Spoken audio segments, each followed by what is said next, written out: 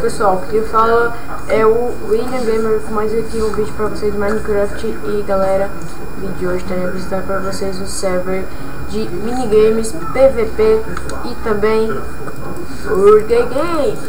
Então vamos lá, se você existe aí e entra aqui dentro desse portal de vidro.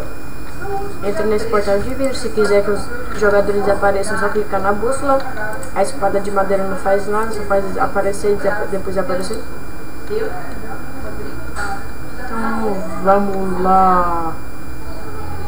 Todos os Burger Games estão em manutenção, mas se você esperar só um pouquinho, ter mais um pouquinho de paciência, você vai conseguir. E acabei de bugar.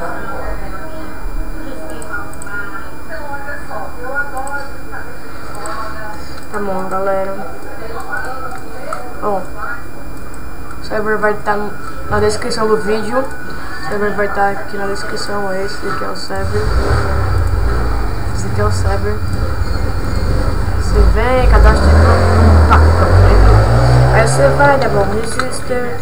Você bota seu nome, sua senha e puxa calar. Aí vamos lá, tem os caras ali, coisa, mas deixa pra lá, vamos entrar aqui. Nossa, tá travando muito. Então vamos lá. Depois eu também vou botar uma intro no meu canal. Também, se você gostar do vídeo, clique em gostei.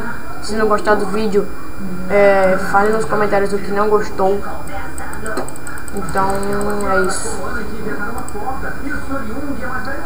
Então vocês entram aí, faz tudo direitinho aí e puxa calar. Então vamos lá. Deixa eu terminar o vídeo aqui, atrás dessa coisa aqui,